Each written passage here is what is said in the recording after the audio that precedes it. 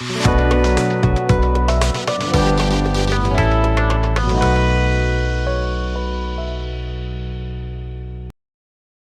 दोस्तों, नमस्कार। जय श्री महाकाल, जय रंजीत। मेरा नाम है अंकित बिंजवा।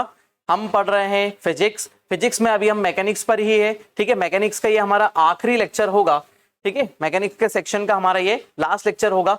मैकेनिक्स के सेक्शन में आज हम कुछ थोड़ी सी स्पेसिफिक और स्पेशल चीजें देखने वाले हैं। तो देखिए, सबसे पहले हम आपको बता देते हैं कि हमने लास्ट क्लास में पढ़ा था मास, डेंसिटी, वेलोसिटी और हमने वेट के बारे में बात करी थी। ठीक है, अब हम यहाँ पर वेट को देख रहे हैं कि वेट के चेंजेस कैसे होते हैं, चेंजेस इन वेट। ठीक है, वेट में कितने चेंजेस होते हैं, कैसे चेंजेस होते हैं और वेट कैसे चेंज करके लेकर आ रहा है चीजों को। ठीक है, तो फर्स्ट कंडीशन में आ जाते हैं। ठीक है, हम यहाँ पर बात कर रहे हैं किसकी, कोई ऑब्जेक्ट है। ठीक है, हम यहाँ पर किसी ऑब्जेक्ट की बात कर लेते हैं। तो फटाफट से हम यहाँ पर कुछ ड्रॉ कर लेते हैं, उस हिसाब से जल्दी से हम यहाँ पर चीजों को बना लेते हैं। ठीक है, तो ये है हमारा एक ऑब्जेक्ट। ठीक, इसको हम क्या बात करेंगे, ये हमारी है लिफ्ट। ये हमारी क्या है, लिफ्ट है। चलो, ये हमारी क्या है, एक लिफ्ट है। अब कंडीशन क्या होती है कि लिफ्ट जो है ऊपर से नीचे, नीचे से ऊपर जाती है। आपको पता ही होगा कि लिफ्ट का मोशन होता है ऊपर नीचे, नीचे ऊपर। ठीक है, लिफ्ट आपको एक सेक्शन से दूसरे सेक्शन की तरफ ले जाती है। ठीक है, दूसरे सेक्शन की तरफ ले जाना मतलब नीचे से वो ऊपर की तरफ जाती है और ऊपर से लेकर नीचे की तरफ जाती है। अब इस कंडीशन में बहुत सारी चीजें आती है। ठीक है, इस कंडीशन में बहुत सारी चीजें आ जाती है। जैसे सबसे पहले आपको दिखाई दे रहा है कि लिफ्ट ऊपर की तरफ जाएगी। लिफ्ट कैसे जाएगी, ऊपर की तरफ जाएगी, है ना। फिर उसके बाद लिफ्ट क्या होगी, लिफ्ट यहां से जाएगी नीचे की तरफ, अपना डिस्टेंस अलग अलग ट्रेवल करेगी। तो पहले ऊपर जाने की कंडीशन को हम देखेंगे, फिर देन हम क्या करेंगे, नीचे जाने की कंडीशन को रिफर करेंगे कि वो नीचे जा रही है लिफ्ट। देखिए, यहाँ से लिफ्ट क्या होगी, नीचे जाएगी। इस पॉइंट से लेकर इस पॉइंट तक हमारी लिफ्ट क्या हो जाएगी, नीचे चले जाएगी। ठीक है, तो इन ऊपर नीचे जाने की कंडीशन में इसके साथ में क्या होता है और कैसे इसका मूवमेंट होता है वो हमको देखना है। ठीक है, वेट पर क्या इफेक्ट पड़ता है। एक लास्ट कंडीशन हो जाती है हमारे पास एक ऑब्जेक्ट, हम एक ऑब्जेक्ट को ले आते हैं। ये हमारे पास एक ऑब्जेक्ट है, इस ऑब्जेक्ट के साथ क्या होगा हम इसको देखेंगे। इसका पर्टिकुलर वेट है। ठीक है, ये एक ऑब्जेक्ट है हमारा। ठीक है, जिसका पर्टिकुलर क्या है, एक वेट हमको मिलता है यहाँ पर।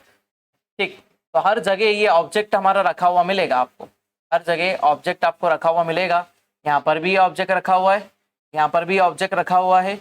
ठीक है, हर जगह ऑब्जेक्ट रखा हुआ है और ये हमारी क्या है, लिफ्ट है। तो आपको चीजें समझनी पड़ेगी, बस मैं आपको वही समझाना चाह रहा हूँ। बस थोड़ा सा हमारा ये सेक्शन कंप्लीट हो जाए। ये हो गया हमारा सेक्शन पूरा कंप्लीट। अब हम देख लेते हैं कि weight in a lift. Topic है हमारा क्या, वेट इन अ लिफ्ट।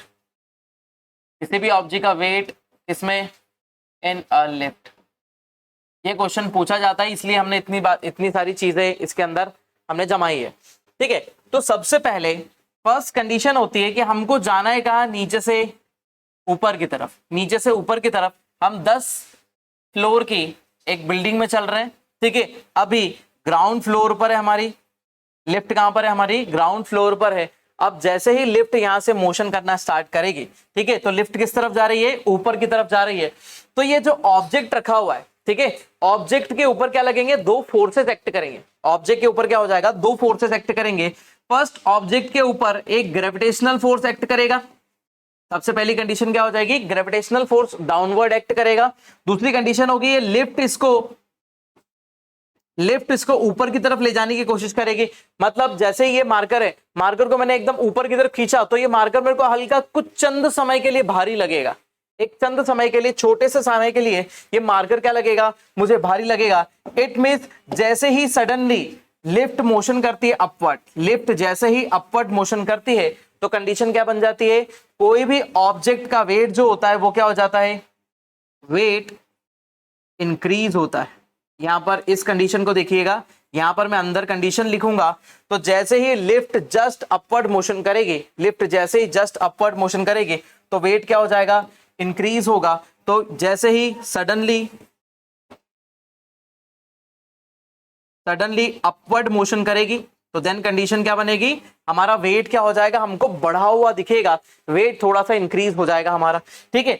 लेकिन जब लिफ्ट अपनी एक यूनिफॉर्म एक्सेलरेशन में आ जाएगी, है ना, लिफ्ट क्या आ जाएगी, यूनिफॉर्म एक्सेलरेशन में आ जाएगी, तो कंडीशन क्या बन जाएगी, लिफ्ट की जो स्पीड है और जो ऑब्जेक्ट की स्पीड है दोनों क्या हो जाएगी, सेम हो जाएगी, है ना। तो लिफ्ट की स्पीड, ऑब्जेक्ट की स्पीड क्या हो जाएगी, दोनों सेम हो जाएगी। तो उस कंडीशन में हमारा वेट क्या दिखे लगेगा, वेट हमारा एक्चुअल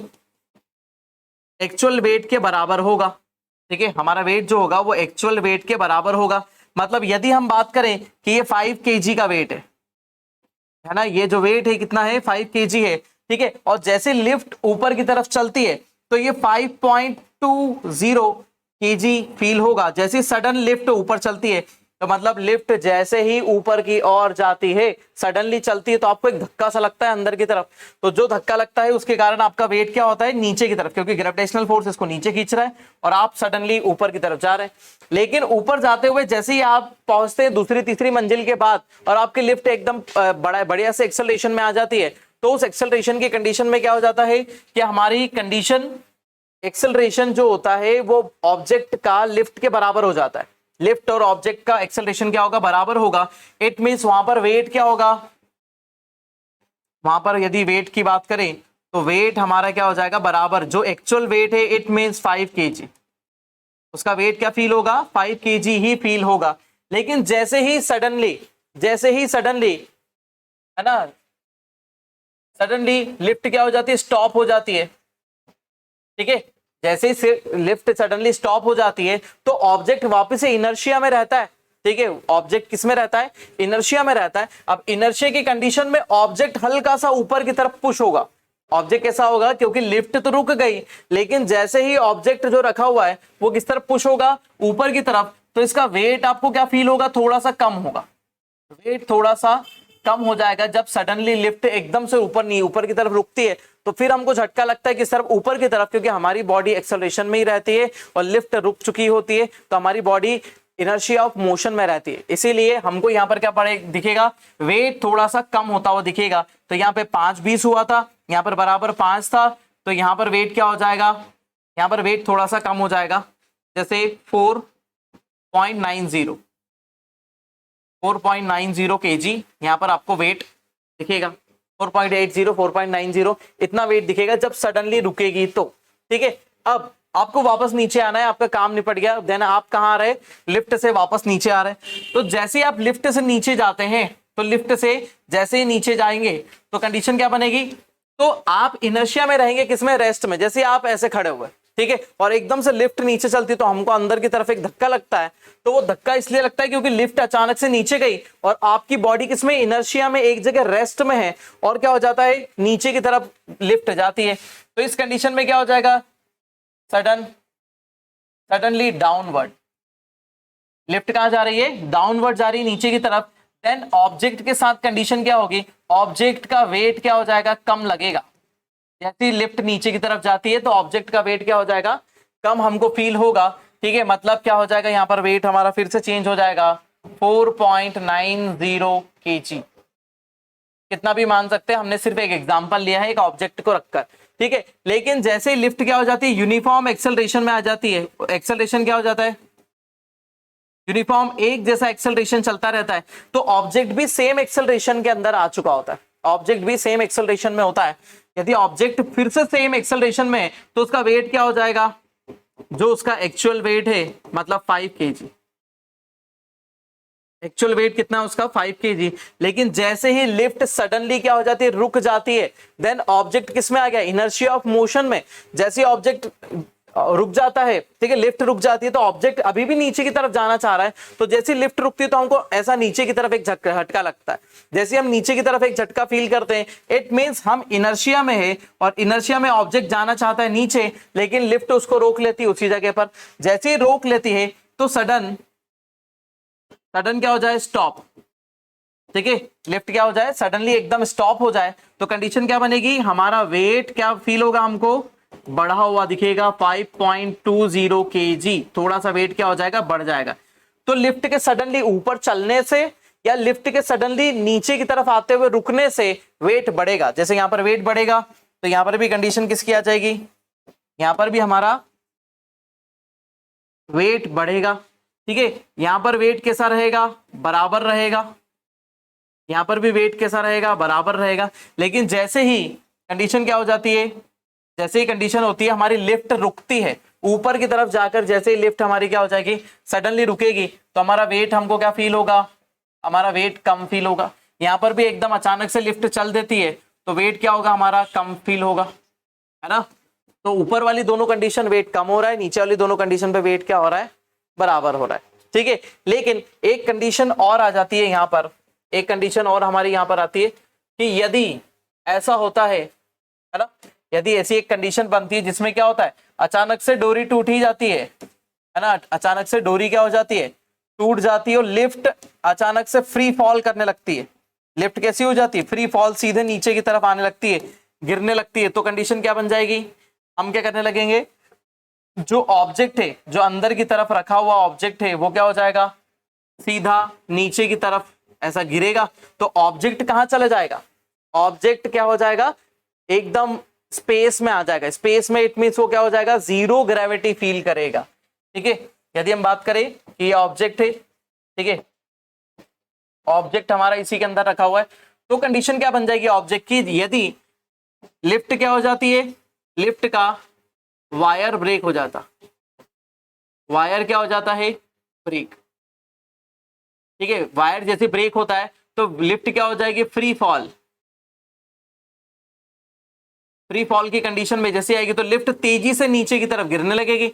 जैसे ही लिफ्ट तेजी से नीचे गिरने लगेगी तो ये जो ऑब्जेक्ट है इसका वेट क्या हो जाएगा, ये जीरो फील होगा, वेट जीरो फील होगा और उसको ऐसा लगेगा कि हम कहां पर है, स्पेस में है ना, हम कहां पर है, स्पेस में है, क्योंकि लिफ्ट सडनली क्या हो रही है, नीचे की तरफ गिर रही है। तो देन ये ऑब्जेक्ट कहां पर होगा, ऑब्जेक्ट की पोजीशन होगी ऐसी बीच में, वेट इसका क्या फील होगा, जीरो, और ये ऑब्जेक्ट ऐसा बीच में ही लटका हुआ दिखेगा। देखो यहाँ पर सब जगह ऑब्जेक्ट अभी रखा हुआ है, ठीक है, और सब इधर क्या हो रहा है, ऑब्जेक्ट एकदम फ्री फॉल कंडीशन में चल रहा है।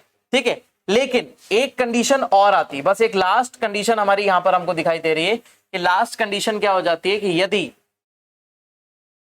इसको ध्यान से समझना, यदि इसको ध्यान से समझ गए अपन तो फिर हमारा काम डन हो जाएगा, है ना, हमारी मेहनत साकार हो जाएगी जो आपने समझी। ठीक है, तो यहां पर हम एक लास्ट पोजीशन को लेकर चलते हैं। यदि जो लिफ्ट है ना, लिफ्ट जो है वो नीचे ही आ रही है, लिफ्ट किस पोजीशन पे आ रही है, नीचे की तरफ आना चाह रही है ना, और लिफ्ट तेजी से नीचे की तरफ आ रही है। अब लिफ्ट जब तेजी से नीचे की तरफ आएगी तो कंडीशन क्या बनाएगी, लिफ्ट यदि तेजी से नीचे की तरफ आएगी तो कंडीशन क्या बनेगी, यदि लिफ्ट का नीचे आने का, है ना, लिफ्ट जो नीचे आ रही है हम ऐसा लिख देते हैं lift down,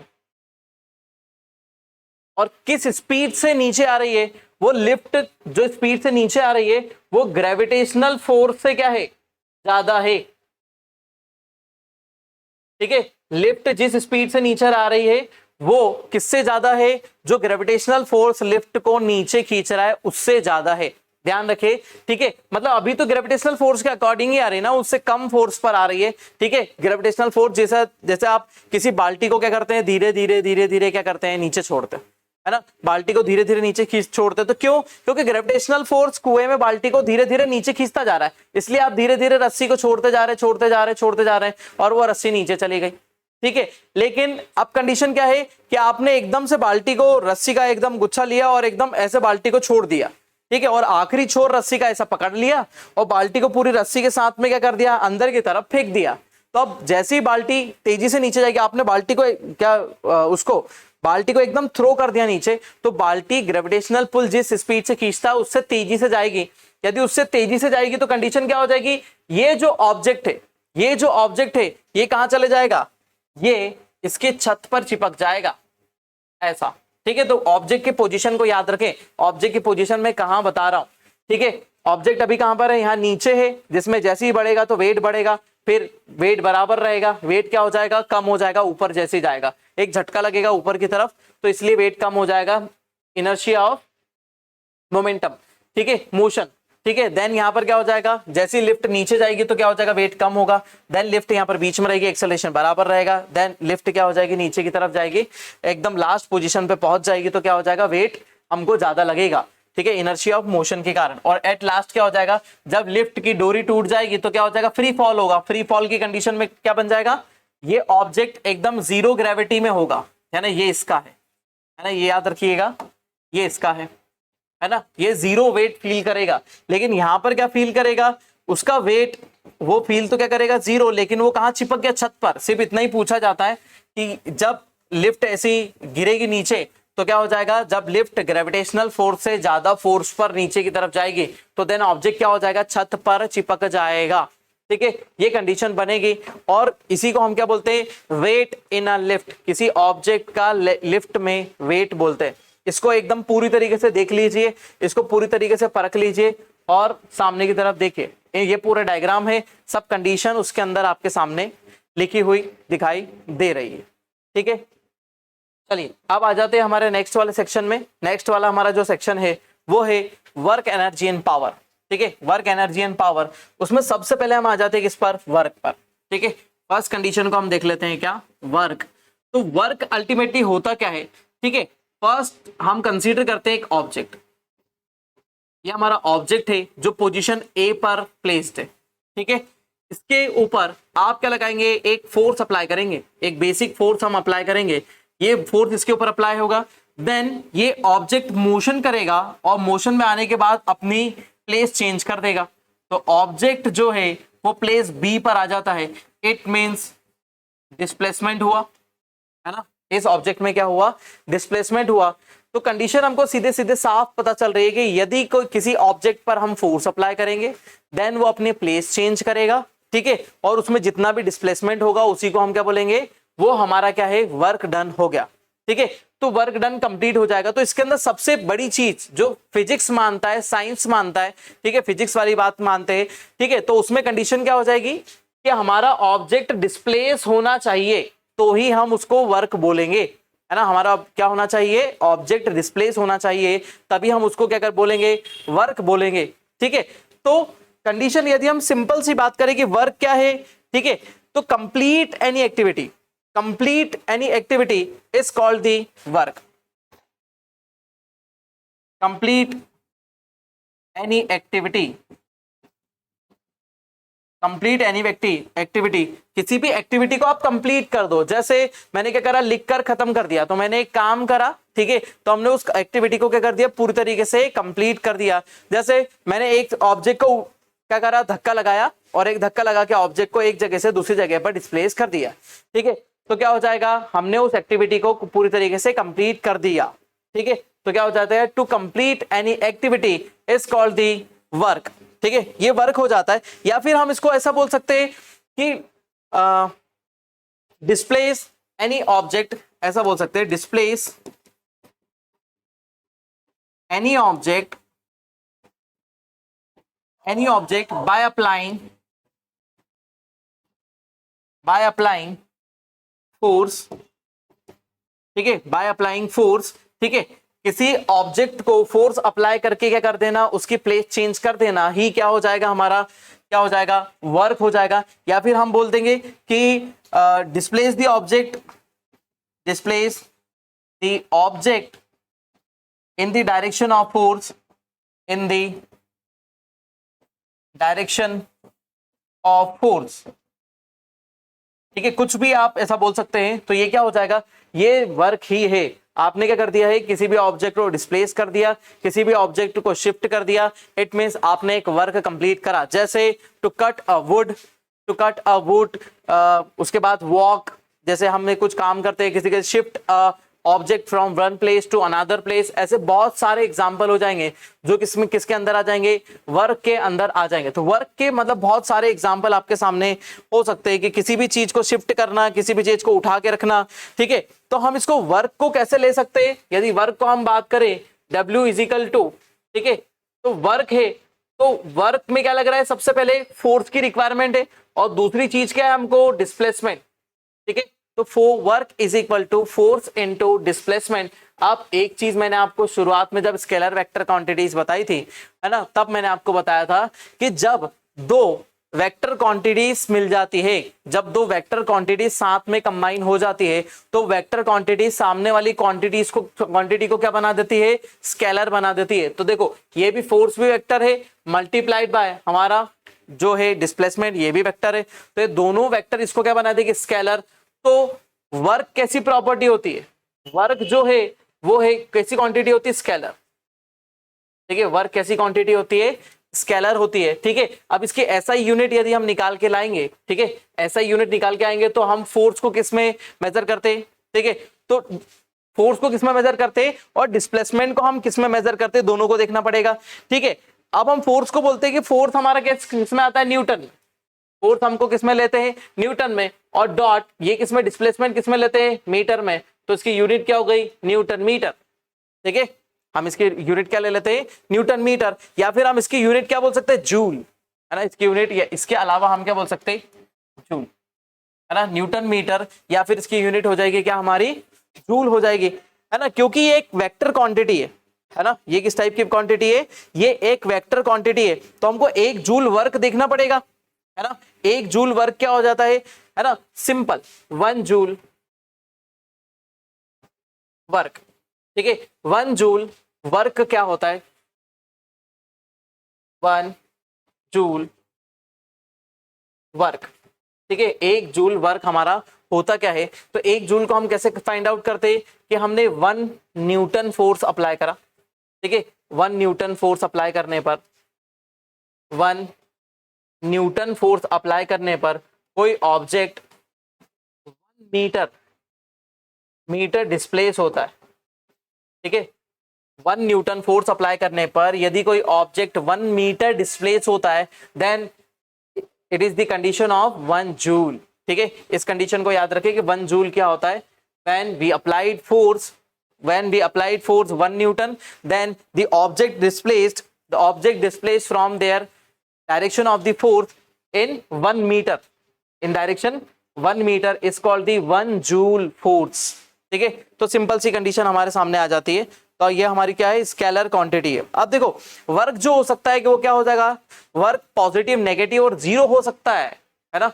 work positive, work की कंडीशन क्या क्या हो सकती है, वर्क पॉजिटिव हो सकता है, वर्क क्या हो सकता है, नेगेटिव हो सकता है, वर्क क्या हो सकता है, जीरो हो सकता है ना।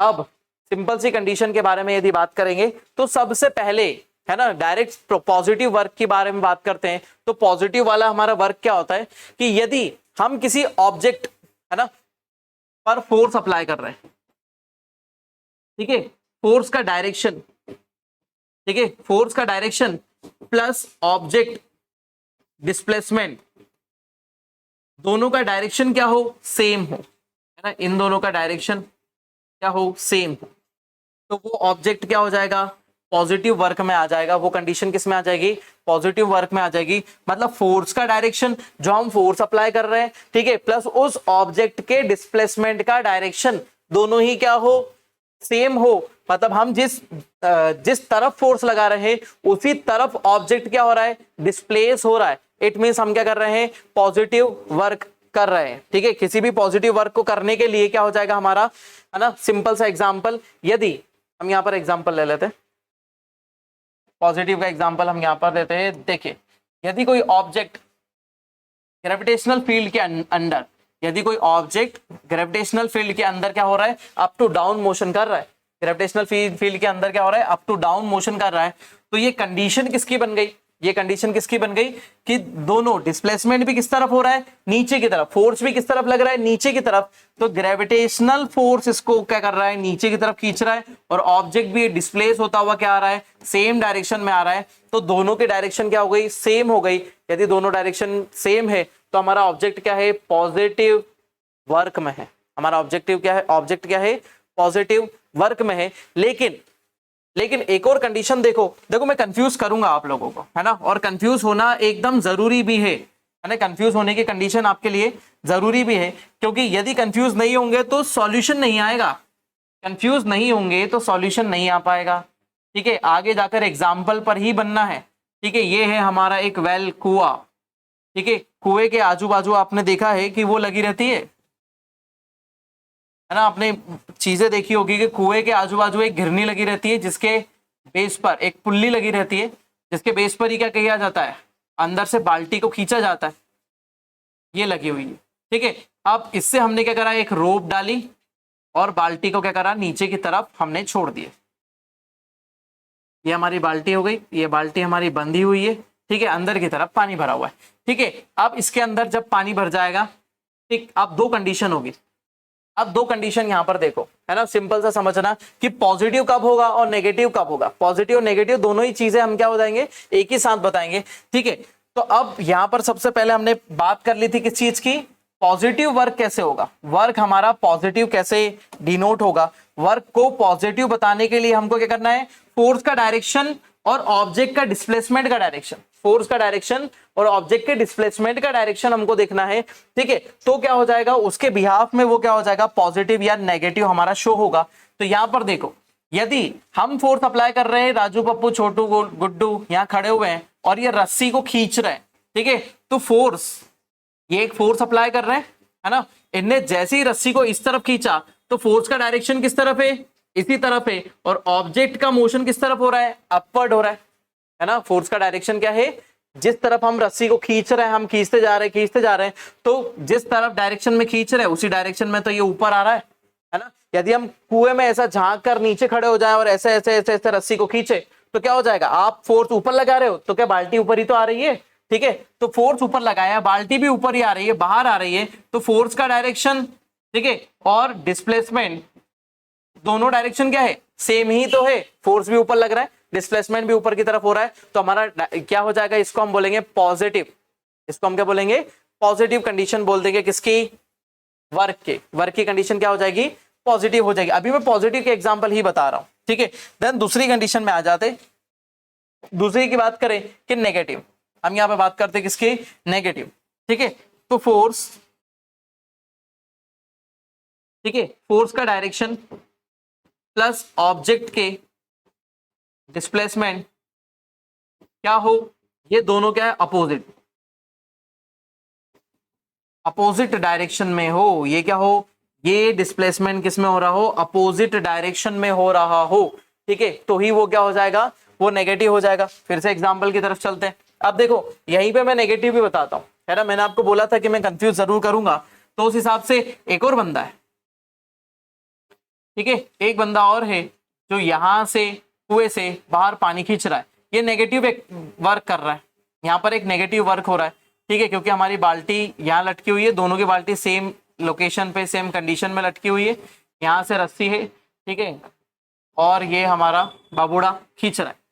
ठीक है, ये जब खींच रहा है तो कंडीशन क्या हो रही है कि बाल्टी तो ऊपर जा रही है, ठीक है, फोर्स भी इस तरफ लग रहा है, लेकिन एक फोर्स और अप्लाई हो रहा है, यहाँ पर एक फोर्स और अप्लाई हो रहा है, कौन सा, ग्रेविटेशनल फोर्स, ग्रेविटेशनल फोर्स। तो ग्रेविटेशनल फोर्स बाल्टी को नीचे खींच रहा है, ग्रेविटेशनल फोर्स क्या कर रहा है, बाल्टी को नीचे की तरफ खींच रहा है, लेकिन आप किस तरफ खींच रहे हो, ऊपर की तरफ। ग्रेविटेशनल नीचे खींच रहा है, बाल्टी को ऊपर खींच रहे हैं, और बाल्टी का डिस्प्लेसमेंट किस तरफ है, डिस्प्लेसमेंट अपवर्ड है, देन ग्रेविटेशनल फोर्स जो है वो डाउनवर्ड है, तो कंडीशन किसकी बन गई, नेगेटिव एक्सेलरेशन की, सॉरी नेगेटिव एक्सेलरेशन नहीं, नेगेटिव वर्क की हो गई। जैसे जमीन पे एक पत्थर पड़ा हुआ है, जैसे ये मार्कर है, सिंपल सी बात करें, ये मार्कर मेरे हाथ में रखा हुआ है, ठीक है, अब इस मार्कर को मेरे को उठाना है, तो कंडीशन क्या हो जाएगी, ग्रेविटेशनल फोर्स तो इसको नीचे खींच रही है, लेकिन जैसे ही मैं इस मार्कर को ऐसे ऊपर उठाता हूं तो कंडीशन क्या हो गई कि मैंने वर्क करा ऊपर की तरफ, ऑब्जेक्ट डिस्प्लेस हुआ ऊपर की तरफ, फोर्स लग रहा है नीचे की तरफ, तो कंडीशन क्या हो गई, ये नेगेटिव वर्क हो गया। वर्क की समझना है ना, कभी मेरे मुंह से गलत निकल जाए तो हम वर्क की बात कर रहे हैं, ठीक है। तो क्या हो जाता है, यदि मैं दोनों फोर्स को देखो, दो फोर्स लग रहे हैं, एक तो मैं लगा रहा हूं, एक ग्रेविटेशनल फोर्स लगा रहा है, यदि ऑब्जेक्ट को उठाते हुए मेरा फोर्स और ऑब्जेक्ट का डिस्प्लेसमेंट सेम है तो पॉजिटिव हो जाएगा, लेकिन जब हम ग्रेविटेशनल फोर्स की बात करते हैं तो ग्रेविटेशनल फोर्स इस मार्कर को नीचे की तरफ खींच रहा है, कहां खींच रहा है, नीचे की तरफ खींच रहा है, लेकिन मैं इसको ग्रेविटेशनल फोर्स से उठाकर बाहर निकालने की कोशिश कर रहा हूं, ग्रेविटेशनल फोर्स से बाहर निकालने की कोशिश कर रहा हूं, तो जब मैं बाहर निकालने की कोशिश कर रहा हूं तो मैं भी तो एक फोर्स लगा रहा हूं और ये मार्कर पर नीचे भी फोर्स लग रहा है, तो ये डिस्प्लेसमेंट किधर होगा, क्योंकि मैं खींच लूंगा ऊपर, तो इसलिए डिस्प्लेसमेंट ऊपर है, ग्रेविटेशनल फोर्स नीचे है, तो ये दो अपोजिट डायरेक्शन में लगने वाले फोर्सेस क्या हो जाएंगे, ये हो जाएगा नेगेटिव वर्क, ठीक है। लेकिन अब मैं क्या करता हूं, तीसरी कंडीशन को फुलफिल करते हैं, लास्ट में जीरो वर्क, लास्ट वाली कंडीशन किसको, हम जीरो वर्क की कंडीशन को हम क्या कर देते हैं, फुलफिल करते हैं। अब हम बताते हैं कि जीरो वर्क क्या होता है। जीरो वर्क मतलब क्या हो जाता है, जब क्या हो जाता है, फोर्स और मोशन, फोर्स और मोशन दोनों क्या हो जाते हैं, एकदम परपेंडिकुलर हो जाते हैं, एक दूसरे के बराबर चलते हैं। जैसे अभी तो हमने मार्कर को उठा रहे थे, धर रहे थे, अब मैं क्या करता हूं, मार्कर को सिर पे रख लेता हूं और चलता हूं। और यदि मैं चल रहा हूं तो क्या है, कोई वर्क हो रहा है क्या, नहीं, क्योंकि फोर्स तो कैसा लग रहा है, वो हॉरिजॉन्टल लग रहा है, प्लस मे बी ये ग्रेविटेशनल फोर्स नीचे खींच रहा है, तो ये कोई वर्क नहीं होगा। इट मींस जब कोई कूली एक बैग को लेकर अपने सिर पर चढ़ता है और वो एक जगह से सामान उठा के दूसरी जगह पर सामान को रख देता है, इट मींस उसने कोई वर्क नहीं करा, वर्क डन इज जीरो।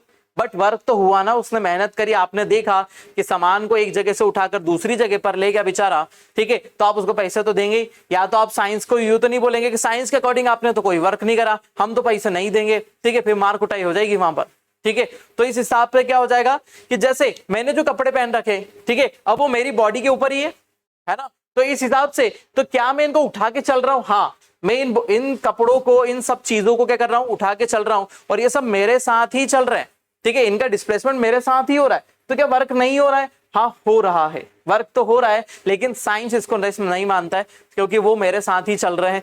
यदि ग्रेविटेशनल फोर्स के अगेंस्ट में काम कर रहे हैं या फिर उसके पॉजिटिव में काम कर रहे हैं, ठीक है, ग्रेविटेशनल फोर्स के साथ में काम कर रहे हैं या नेगेटिव में काम कर रहे हैं, तो ही वर्क डन यहाँ पर बोलता है, नहीं तो ये वर्क डन क्या मानेगा, जीरो बोलेगा, है ना। हम किसी भी चीज को उठाकर कहीं पर भी दूसरी जगह ले जाएं, बहुत दूर ले जाए और वहां पर रख दे, तो क्या हो जाएगा, वर्क डन जीरो होगा। जैसे कूली का एग्जांपल सबसे अच्छा है, उसी को दिमाग में रखे कि कूली ने एक बैग उठाया और सिर पे रखा और वो ले जाकर कहीं दूसरी जगह रख देता है, तो वर्क डन आपका क्या हो जाएगा, जीरो हो जाएगा, ठीक है। तो ये condition positive, negative and zero, ये हमारे तीनों वर्क डन हो गए, ठीक है। उसके अलावा जो भी काम हम करते हैं वो सब क्या है, वो सब वर्क ही है ना। हम क्या कर रहे हैं, उसके अंदर क्या लगा रहे हैं, पावर लगा रहे हैं, ठीक है। वर्क करने के लिए अब हमको क्या चाहिए, पावर की रिक्वायरमेंट है, तो इट मींस हमारा अगला क्या हो जाएगा, ठीक है, हमको चाहिए होगी क्या, एनर्जी बाद में देखेंगे, पहले पावर देखेंगे, ठीक है। हमको क्या चाहिए होगी, उसके लिए पावर चाहिए होगी, ठीक है। तो अब पावर बोल दो या फिर एबिलिटी बोल दो, दोनों ही चीजें क्या है, सेम हो जाती है ना। कि किसी काम को करने के लिए, सिंपल सा बताते हैं कि किसी काम को करने के लिए जो हमको क्या चाहिए रहती है, एबिलिटी चाहिए होती है, ठीक है। लेकिन अब हम इसके अंदर क्या कर देते हैं, यूनिट टाइम है ना, इसके अंदर क्या जुड़ जाएगा, टाइम ऐड हो जाएगा। इसके अंदर कंडीशन किसकी आ जाएगी, यूनिट, ठीक है। किसी यूनिट टाइम इंटरवल में, किसी यूनिट टाइम इंटरवल में जो हमारा वर्क डन होता है उसी को हम क्या बोल देते हैं, हमारी पावर बोल देते हैं, है ना। यूनिट टाइम इंटरवल में जितना भी वर्क डन होता है उसी वर्क डन को हमारी पावर कहते हैं, ठीक है। यूनिट टाइम इंटरवल में तो हो गया, ठीक है। उसके अलावा पर सेकेंड जो हम क्या कर रहे हैं, वर्क कर रहे हैं, पर सेकेंड हम जितना भी वर्क करते हैं उसी को भी हम क्या बोलते हैं, पावर ही बोलते हैं हमारा, ठीक है। तो मतलब जैसे वो क्वेश्चन आते हैं आपके मैथ्स में, है ना, मैथ्स में क्वेश्चन आते हैं कि 4 लोग एक काम को, है ना, एक काम को 2 दिन में करते हैं, तो कितने, 2 लोग, 2 बच्चे और 1 आदमी मिलकर इस काम को, एक ही काम है, इसको कितने दिन में करेंगे। तो ये क्या है, ये उनकी वर्क की कंडीशन ही तो है कि उनकी पावर पूछना चाह रहा है, वो पावर ही निकालना चाह रहा है कि वो पावर को कैसे डिनोट कर पा रहे हैं, अरे किसके पास कितनी पावर है। तो हम सबसे पहले क्या निकालते हैं कि ये 2 बच्चे कितना काम करते हैं, ये आदमी कितना काम करता है, ठीक है। पहले हम यहां से निकालेंगे आदमी कितना काम करता है, तो आदमी का काम हम इसमें से बाहर कर देंगे, ठीक है। फिर क्या बचेगा, जितना काम बचेगा वो बच्चे कर सकते हैं, बच्चे उनको हम क्या कर देंगे, डिवाइड कर देंगे, 2 बच्चे हैं तो जो भी काम निकलेगा उसको डिवाइड कर देंगे, तो उनकी पावर पता चल जाएगी, ठीक है। तो पर यूनिट टाइम इंटरवल में हम जितना वर्क कंप्लीट करते हैं वही हमारी क्या होती है, पावर, ठीक है। तो पावर इट मींस छोटी सी कंडीशन आ जाएगी, है ना। तो अब हम क्या कर रहे हैं, या फिर rate of doing work, rate of doing work, किसी काम करने की दर को, कि हम किस रेट से काम कर रहे हैं। जैसे एक व्यक्ति 5 दिन में, एक व्यक्ति 5 दिन में एक वॉल को बना देता है, ठीक है। तो 2 व्यक्ति, है ना, 2 व्यक्ति 7 दिन में एक वॉल को बनाते हैं।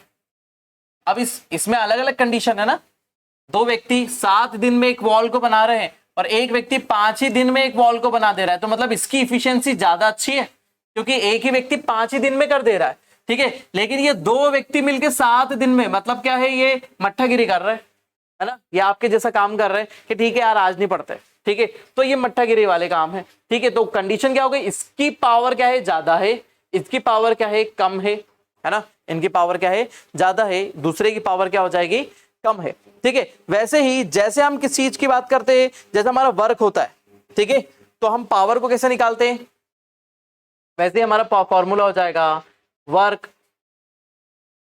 ठीक है। वर्क किस ब्याज में कर रहे हैं हम, टाइम में कर रहे हैं, तो हम कर लेंगे नीचे टाइम, ठीक है। तो वर्क हमने जो करा और टाइम हमको जितना लगा, तो उस हिसाब से हमारी क्या निकल जाएगी, पावर, ठीक है, ये भी हमारी पावर निकल जाएगी। अब ये भी एक टाइप की स्केलर क्वांटिटी, ये किस टाइप की क्वांटिटी है, ये एक टाइप की स्केलर क्वांटिटी है, ठीक है। जितने टाइम इंटरवल में जितना हम वर्क कंप्लीट कर लेते हैं, जितने टाइम इंटरवल में जितना टाइम हम कंप्लीट कर लेते, सॉरी वर्क कंप्लीट कर लेते हैं, उसी को हम क्या बोलेंगे, हमारा पावर बोलेंगे, ठीक है।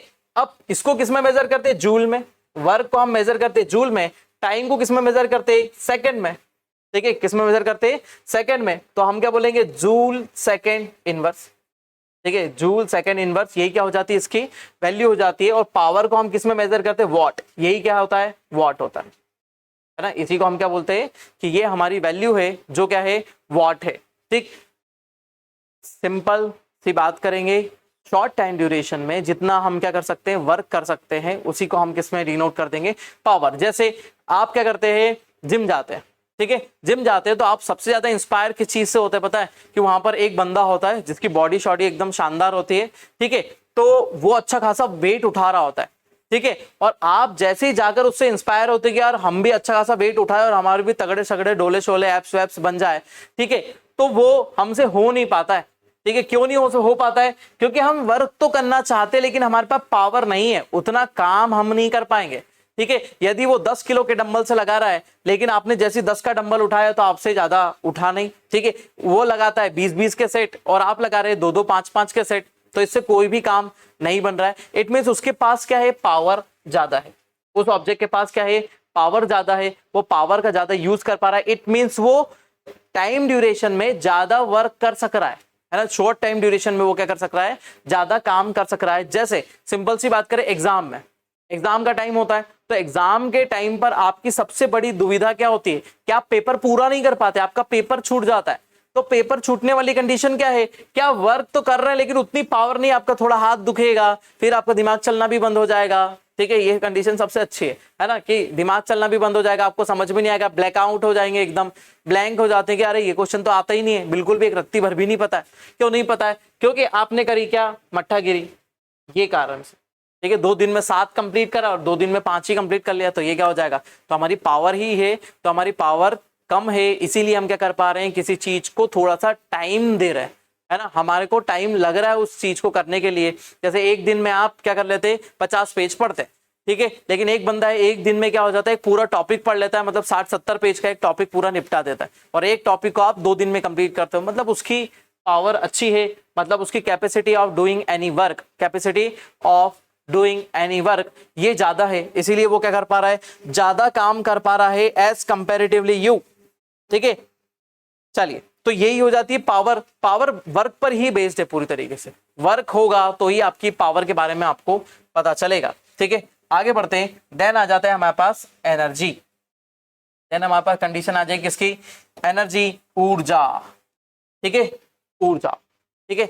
अब आपके पास क्या है, एक विशेष प्रकार की ऊर्जा है, काम करने के लिए जो फैक्टर रिक्वायर्ड होगा, the required factor to do any work is called the energy, ठीक है। जैसे अभी मैं पढ़ा रहा हूं, इट मीन्स या तो मैं चाय पी के आया हूं, या तो मैं नाश्ता करके आया हूं, या मैंने अच्छा खासा खाना खा रखा है, देन मेरे पास सफिशिएंट एनर्जी है, देन इसी एनर्जी के साथ में मैं पढ़ा पा रहा हूं, ठीक है। या फिर मे भी बहुत सारे स्टूडेंट्स मुझसे पूछते हैं कि सर 5 से 6 बज जाती है शाम को और आप एकदम वही एनर्जी से पढ़ा रहे होते हैं, क्या आप रिवाइटल लेते हैं? नहीं, रिवाइटल नहीं लेते, हम उसी एनर्जी के साथ में, हमारा इंटरेस्ट है बहुत शानदार तरीके से ऐसे ही चलता रहता है, ठीक है। तो क्या चीज है हमारे पास, एनर्जी है ना, क्योंकि हमको यहाँ के समोसे बड़े पसंद है, समोसा हमारी एनर्जी को बढ़ाएगा, हम समोसा और चाय पर जिंदा है और उसी का काम हम मस्त लेते हैं।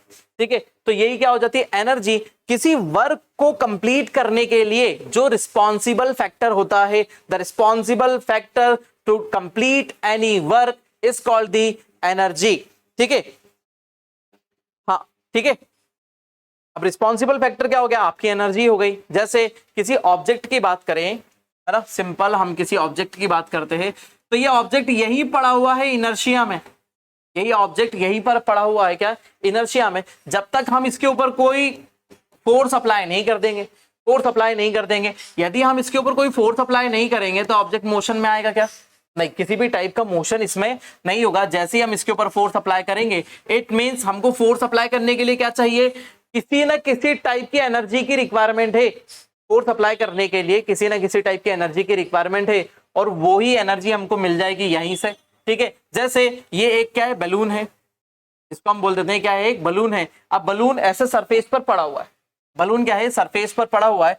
अब सरफेस पर पड़ा हुआ बलून कब शिफ्ट होगा, जब यहां पर विंड एनर्जी आएगी। विंड एनर्जी जैसी आएगी, ठीक है, विंड एनर्जी जैसी आएगी, वो इसके ऊपर एक फोर्स अप्लाई करेगी, देन बलून क्या हो जाएगा, ऐसा उड़ने लगेगा। तो विंड भी क्या है, एक टाइप की एनर्जी अप्लाई करेगी, उसमें भी क्या है, मोशन है ना। पार्टिकल्स मोशन करते हैं, पार्टिकल मोशन करते हैं तो फोर्स अप्लाई करते हैं, जैसे पार्टिकल मोशन करते हैं, फोर्स अप्लाई करते हैं, तो देन ऑब्जेक्ट में होती है शिफ्टिंग। ऑब्जेक्ट क्या हो जाते हैं, अपनी प्लेस को शिफ्ट कर लेते हैं। तो यही क्या हो जाती है, हमारी एनर्जी हो जाती है। ठीक है, it is totally required to do any work, it is totally required to do any work. ठीक है, देखो अब कंडीशन कैसी बन रही है, सबसे पहले हमको क्या चाहिए, एनर्जी चाहिए, जो हमने पढ़ा सबसे आखिरी में। ठीक है, फिर हमको क्या चाहिए, एनर्जी होगी तो ही हम क्या करेंगे, वर्क करेंगे। एनर्जी होगी तो ही वर्क करेंगे, और वर्क करेंगे तो वर्क से हमको हमारी पावर पता चलेगी कि कितनी पावर है किसी चीज में भी। ठीक है, तो ये सब चीजें क्या है, एक दूसरे से सीधे सीधे रिलेटेड होती है, इसलिए इन सब्जेक्ट को, इन टॉपिक्स को हम क्या कहलाते हैं, एक ही साथ में लेकर आते हैं। ठीक है, तो ये कंडीशन उनको आप एकदम समझ के रखिए, दिमाग में भी इन सब चीजों को एकदम सटासट चलाइएगा, नहीं तो क्या हो जाएगा, ये सब चीजें आपका खराब कर देगी, है ना। तो आपको सबसे ज्यादा एग्जाम्पल पर बेस्ड होना है ना, एग्जाम्पल पर बेस्ड रहेंगे तो आपको बहुत सारी चीजें, मैं बार बार एग्जाम्पल पर इसलिए जोर देता रहता हूं क्योंकि एग्जाम्पल हमारे लिए इंपॉर्टेंट होते हैं। ठीक है, तो यहां पर हमारा हो जाता है कि एनर्जी। अब एनर्जी की बात करें तो एनर्जी भी क्या है, एक टाइप की स्केलर क्वांटिटी है। जैसे मेरे पास एक मस्कुलर एनर्जी है, तो अब बताओ किस डायरेक्शन में, किस डायरेक्शन में मस्कुलर एनर्जी है, क्या मेरे पीछे कोई एनर्जी है, पीठ में कोई एनर्जी है, क्या हाथ में कोई एनर्जी है, ऐसा कुछ पता नहीं चलता है। जब मैं इससे फोर्स अप्लाई करूंगा तो वो क्या हो जाएगा, एनर्जी का एक एप्लीकेशन हो जाएगा, क्योंकि हमने एनर्जी का यूज करा और हमने क्या करा, कोई सा फोर्स अप्लाई करा। जैसे हम किसी गाड़ी को धक्का लगाते हैं, उसको डिस्प्लेस करते हैं, किसी ऑब्जेक्ट को उठाना, बाल्टी को खींचना, यहाँ से वहां रखना, लकड़ी काटना, मम्मी का बोलना कि जाओ गेहूं पिसा के लाओ, ये भी एक काम है ना। और जितना भी आप घर में पोछा झाड़ू कुछ भी करते हैं, वो सब एक काम। ठीक है, तो ये कंडीशन हमारे सामने आ जाती है। तो ये क्या हो गया हमारा, वर्क, एनर्जी एंड पावर। ठीक है, अब एनर्जी का जो यूनिट होती है ना, यूनिट सीजीएस में ही पूछी जाती है ना, अर्ग। ठीक है, सॉरी, अर्ग। ये कौन सी एनर्जी क्या होती है, अर्ग होती है। क्या किस में, सीजीएस में। सीजीएस में एनर्जी की क्या यूनिट होती है हमारी, अर्ग होती है। लेकिन यदि हम इसको एमकेएस या फिर एसआई में देखें, एमकेएस बोल दो या फिर एसआई में बोल दो, तो ये क्या हो जाती है, जूल हो जाती है ना, क्योंकि वर्क ही तो हो रहा है, एनर्जी के साथ में क्या हो रहा है, वर्क ही तो हो रहा है। तो उसी को हम किस में ले लेते हैं, जूल में ले लेते हैं। ठीक है, अर्ग याद रखे। ठीक है, अर्ग किस में है, सीजीएस में है, देन एमकेएस में और एसआई में हम क्या ले लेते हैं, इसको जूल में कंसीडर करते हैं, है ना। उसके अलावा है ना, इसको हम किसमें ही बताते हैं, वॉट पर आवर। ठीक है, हम इसको बताते हैं वॉट पर आवर। ठीक है, वॉट में भी, क्योंकि ये क्या हो रहा है, वॉट हमने अभी इसके देखा पावर, तो पावर के आधार पर भी हम बता सकते हैं कितनी पावर है, कितनी एनर्जी है ना, कितनी पावर या फिर कितनी एनर्जी के हिसाब से भी हम इसको बता सकते हैं। तो हम इसको बता सकते हैं कि हमारा जो हॉर्स पावर है, जैसे हम एचपी में बताते हैं, है ना, किसी भी चीज को हम बताते हैं कि हमारी जो मोटर है, पानी चढ़ाने की मोटर है, 3 मंजिल तक पानी पहुंचाना है, 4 तक पहुंचाना है, 10 मंजिल ऊपर तक पानी पहुंचाना है, ठीक है, आपको वाटर टैंक फिल करना है, तो उसके लिए आपको एनर्जी लगेगी।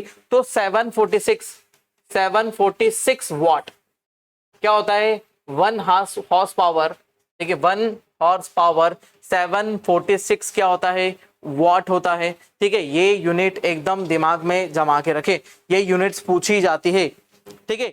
चलिए अब आ जाते हैं हम टाइप्स ऑफ एनर्जी में। देखिए टाइप्स ऑफ एनर्जी में हमारे पास बहुत सारी एनर्जी है, इतना सारी एनर्जी है, देखो, ठीक है। सबको थोड़ा थोड़ा थोड़ा थोड़ा हम कुछ कुछ अमाउंट में समझते हैं, है ना, जिनको हमारे पास समझ सकते हैं हम उनको। सबसे पहले आ जाती है उनको कौन सी, मास एनर्जी, ठीक है। मास एनर्जी की जो बात करी हुई है, ठीक है, तो मास एनर्जी किस टाइप का एनर्जी होता है, ठीक है। जैसे आपने बोला है कि E is equal to mc², है ना, ये आपने आइंस्टीन का फॉर्मूला देखा हुआ, ठीक है। तो E is equal to mc², E बताता ही किसको, किस चीज को है, एनर्जी को बताता है, M बताता है क्या, मास को, और C बताता है लाइट एनर्जी को, ठीक है। लाइट के बारे में बताता है, स्पीड ऑफ लाइट के बारे में हमको बताता है, ठीक है।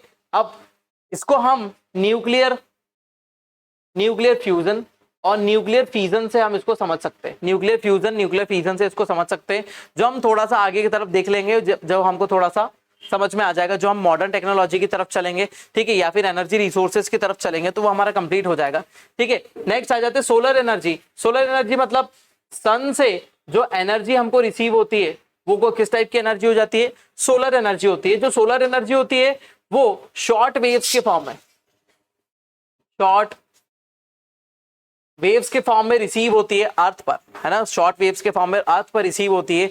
देन प्लांट्स इसका यूज करते हैं, प्लांट इसको किस में कर देते हैं, कन्वर्ट कर देते हैं बायोटिक एनर्जी में, बायोटिक एनर्जी से ह्यूमन के पास आती है, ठीक है। ह्यूमन उसको मस्कुलर एनर्जी में कन्वर्ट कर देते हैं, मस्कुलर से फिर वो वापस जिस भी टाइप की एनर्जी, यदि हम किसी चीज के मोशन कर रहे हैं तो वो मैकेनिकल में कन्वर्ट हो जाती है, ठीक है।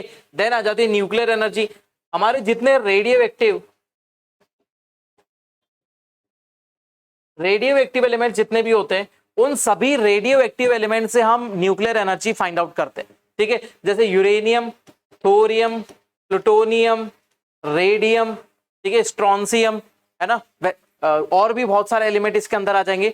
तो इन सभी एलिमेंट से क्या निकलता है, रेडिएशन निकलता है, और इनसे हम ब्रेक करके इनको क्या करते थे, एनर्जी को गेन करते हैं। जैसे हाइड्रोजन बॉम्ब, न्यूक्लियर बॉम्ब, है ना, hydrogen bomb, nuclear bomb, nitrogen bomb, ऐसे बहुत सारे कंडीशन हम लेकर आते हैं, ठीक है। नेक्स्ट आ जाती है साउंड एनर्जी। साउंड एक टाइप की मैकेनिकल एनर्जी, साउंड एक टाइप की क्या है, मैकेनिकल एनर्जी, क्योंकि मैकेनिकल इंस्ट्रूमेंट से ही और मैकेनिकल कंडीशन से ही ये जनरेट होती है। तो साउंड को हम क्या बोल देते हैं, एक टाइप की मैकेनिकल एनर्जी है, जो वेव, जो किस फॉर्म में चलती है, हमारी वेव्स के फॉर्म में जनरेट होती है और वेव के फॉर्म में ही ट्रेवल करती है, वेव्स के फॉर्म में चलती है और वेव के फॉर्म में ही ट्रेवल करती है, और one place to another place वो मीडियम की रिक्वायरमेंट के साथ में चलती है, ठीक है, ठीक है। इनको मीडियम की रिक्वायरमेंट होती है तो ही ये ट्रांसमिट हो पाती है। नेक्स्ट आ जाता है हमारे पास केमिकल एनर्जी पर, ठीक है। Chemical energy it means chemical reaction, chemical reaction से यदि हम करवाएंगे तो देन केमिकल रिएक्शन से जो एनर्जी निकलेगी, जैसे इंडोजेनिक, है ना, एक्सोजेनिक प्रोसेस, ठीक है, सॉरी इंडोजेनिक एक्सोजेनिक नहीं, ठीक है, ऐसी प्रोसेसेस जो क्या करती है, एनर्जी को रिलीज करती है, और कुछ ऐसी प्रोसेस होती है जो एनर्जी को एब्जॉर्ब कर लेती है, ठीक है, एंडोथर्मिक और एक्सोथर्मिक, ठीक है। ऐसी प्रोसेस जो क्या एनर्जी को रिसीव कर लेती है, और कुछ प्रोसेस एनर्जी को क्या कर देती है, रिलीज करती है। जैसे हमने कंटेनर लिया, कंटेनर के अंदर हमने पानी भरा, पानी के अंदर हमने क्या डाल दिया, है ना, हमने कैल्शियम डाल दिया, ठीक है, एक्टिव कैल्शियम डाल दिया। तो जैसे ही कैल्शियम डालेंगे तो पानी बुड़बुड़ाने लगेगा और तेजी से उसमें बुलबुले छूटेंगे, और ये पानी क्या हो जाएगा, हॉट हो जाएगा, गर्म हो जाएगा। इट मींस केमिकल रिएक्शन होगी और एनर्जी बनेगी। एसिड्स को मिलाने पर ऐसी सब एनर्जी जनरेट होती है। देन आ जाती है लाइट एनर्जी। लाइट एनर्जी भी वेव्स के फॉर्म में होती है। लाइट एनर्जी भी किस फॉर्म में होती है, वेव्स के फॉर्म में होती है। तो लाइट एनर्जी हम कहीं से भी जो लाइट रिसीव होती है वो हम बोल सकते हैं माइक्रोवेव, शॉर्ट वेव, ठीक है, माइक्रोवेव के फॉर्म में, शॉर्ट वेव के फॉर्म में। इट मींस जो लाइट एनर्जी हमारे पास विजिबल लाइट के फॉर्म में आती है, ठीक है। नेक्स्ट आ जाती है इलेक्ट्रिकल एनर्जी। इलेक्ट्रिकल एनर्जी जो चार्ज बेस्ड होती है, चार्ज बेस्ड होती है। चार्ज बेस्ड मतलब या तो इसमें पॉजिटिव चार्ज का मोशन होगा या तो नेगेटिव चार्ज का इसके अंदर मोशन होगा, उसी से हमारी एनर्जी क्या हो जाएगी, ट्रांसफर हो जाएगी। देन क्या हो जाएगा, जैसे इलेक्ट्रिसिटी है ना, हम सीधी सीधी बात कर क्या कर सकते हैं, इलेक्ट्रिकल एनर्जी में इलेक्ट्रिसिटी फ्लो होती है, ठीक है, हीट एनर्जी, ठीक है, हीट एनर्जी क्या हो जाती है, ये क्या हो जाता है कि हमको एक सेंसेशन फील होती है, हमको एक सेंस फील होता है हमारी सेंसेस से। जैसे आंख के सामने खड़े तो हमको सेंस से फील हो रहा है कि हाँ हमारी हाथों पर कुछ गरम गरम लग रहा है, या फिर आपके हाथ में यदि चाय का कप दे दे गरम, तो आपको पता चलेगा कि वो चाय का कप क्या है, गरम है। तो वो कौन सी एनर्जी हो जाएगी, हमारी हीट एनर्जी हो जाएगी। हीट एनर्जी पार्टिकल,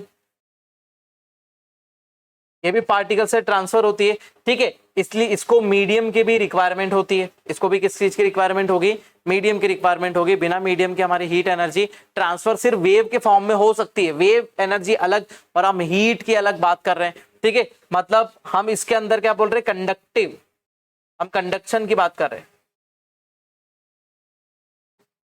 ठीक है। ये एनर्जी जो है, जो हमने वेव वाली देखी, लाइट एनर्जी, देखो लाइट एनर्जी और हमारी सोलर एनर्जी, ठीक है, ये दो है हीट प्रोड्यूस करती है, ये दोनों हीट प्रोड्यूस करती है, लेकिन ये वेव के फॉर्म में चल रही है। लेकिन जो हीट है, हम किसकी बात कर रहे हैं, कंडक्शन की बात कर रहे हैं। तो कंडक्टिव मटेरियल जैसे कॉपर है, तो कॉपर के लिए हमको मीडियम की रिक्वायरमेंट होगी, तो हमको डायरेक्ट हम स्पेस में कहीं पर भी आग नहीं लगा सकते, ठीक है, उसके लिए हमको अलग चीजों की रिक्वायरमेंट है। देन आ जाते हैं मैकेनिकल एनर्जी, ठीक है। मैकेनिकल एनर्जी मतलब जैसे हमारी मस्कुलर एनर्जी होती है, तो हम मस्कुलर एनर्जी से क्या चलाएंगे, साइकिल चलाएंगे, ठीक है। जैसे ही साइकिल चलाएंगे तो हमारी मस्कुलर एनर्जी किस में कन्वर्ट हो गई, एक टायर को रोटेट करने में हो गई। जैसे ही टायर को रोटेट करने में हो गई तो कंडीशन क्या बन गई, वो हमारी मैकेनिकल एनर्जी में कन्वर्ट हो गई, ठीक है। अब मैकेनिकल एनर्जी क्या हो जाएगी, दो टाइप में हो जाएगी। मैकेनिकल एनर्जी के दो टाइप हो जाते हैं। पहला हो जाता है kinetic energy. Kinetic energy it means किसी भी ऑब्जेक्ट के मोशन से जो एनर्जी जनरेट होती है, किसी भी ऑब्जेक्ट किसी भी कंडीशन के कारण जो एनर्जी जनरेट होती है उसको हम क्या बोल देते हैं, काइनेटिक एनर्जी।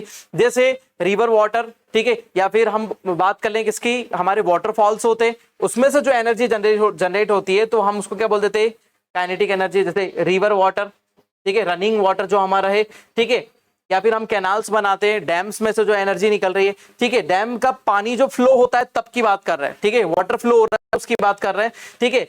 तो कौन सी बात हो गई, हमारी रिवर हो गया, ठीक है, हमारे वाटरफॉल्स हो गए, उसके अलावा विंड हो गई। इनसे जो एनर्जी जनरेट होती है, विंड एनर्जी जनरेट करते हैं, ये सब किस में आ जाएगी, काइनेटिक एनर्जी में आ जाएगी। देन आ जाएगी पोटेंशियल एनर्जी। पोटेंशियल एनर्जी मतलब किसी भी एनर्जी को हम क्या करें, स्टोर कर ले, है ना, किसी भी एनर्जी को स्टोर कर ले, किसके फॉर्म में, एक स्टेशनरी कंडीशन के फॉर्म में। जैसे रिवर फ्लो रही है तो रिवर के फ्लो को हम डैम बनाकर क्या कर देते, स्टोर कर देते। एक डैम बना लिया तो रिवर का वाटर यहाँ पर क्या हो जाएगा, स्टोर हो जाएगा, क्योंकि ये फ्लो होती हुई आ रही थी स्लोप पर और यहाँ पर वाटर कलेक्ट हो गया तो इसने क्या कर लिया, यहाँ पर स्टॉक बना लिया। जैसे ये स्टॉक बना, अब इस स्टॉक को हम क्या करेंगे, रिलीज करेंगे। जैसे रिलीज करेंगे तो पोटेंशियल एनर्जी को हम किस में कन्वर्ट कर देंगे, काइनेटिक एनर्जी में। जैसे पोटेंशियल को हमने काइनेटिक में कन्वर्ट करा तो हमको यहाँ से एनर्जी का फॉर्म चेंज होता हुआ दिखेगा, पोटेंशियल से फिर काइनेटिक में चेंज हो जाएगी, ठीक है।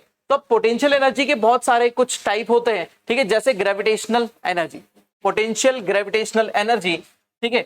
जैसे किसी ऑब्जेक्ट को मैंने सरफेस से उठाया और कहां रख दिया, एक टेबल पर रख दिया, किसी सरफेस से उठाया और टेबल पर रख दिया, इट मींस वो जीरो लेवल, ग्राउंड लेवल पर नहीं है, वो कहां आ चुका है, एक अप लेवल पर आ चुका है। इट मींस उसके अंदर एक एनर्जी स्टोर हो गई है, क्योंकि ग्रेविटेशनल पुल इसको नीचे की तरफ खींचेगा, ठीक है। जैसे ही ये ऑब्जेक्ट टेबल पर से नीचे गिरेगा तो ये ग्रेविटेशनल फोर्स इसको नीचे खींचेगा और ये नीचे आकर स्ट्राइक करेगा। इट मींस उठाने में हमको एनर्जी लगी, देन हमने यहाँ प्लेस करा और ये यहाँ से नीचे गिरा, तो ये क्या हो गया, एक पोटेंशियल एनर्जी को रिजर्व करके रखेगा यहाँ पर। देन आ जाती कौन सी, इलेक्ट्रिक पोटेंशियल एनर्जी, जो चार्ज के बीच में होती है, दो चार्ज के बीच में, ठीक है, भले वो पॉजिटिव हो या नेगेटिव हो, या नेगेटिव हो नेगेटिव हो, पॉजिटिव हो पॉजिटिव हो, ठीक है, इनके बीच में जो एनर्जी हो जाएगी वो कौन सी हो जाएगी, हमारी इलेक्ट्रिकल पोटेंशियल एनर्जी हो जाएगी, जो चार्ज के बीच में अप्लाई होती है।